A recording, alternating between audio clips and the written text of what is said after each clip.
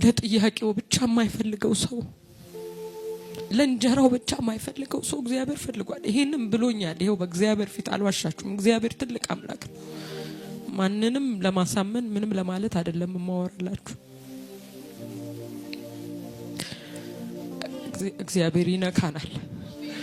እስቲ አሜን በሉ። ምን ይሰራልናል?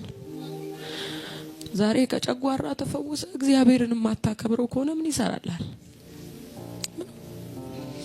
እግዚአብሔር አገልጋይ ያደረገን ሰውን ለሱ ለመማረክ ብቻ ነው። ምንም ለክብራችን አይደለም። ይሄው ጌታ ነው ምስክሬ። ለእንጀራ ተሸክመህም ትበላለህ እኮ። ሰው አማራጭ ስለሌለው አይደለም አገልጋይ የሚሆነው። እግዚአብሔር ይዞት ነው አገልጋይ የሚሆነው። ለእግዚአብሔር መገኘት ይሁን።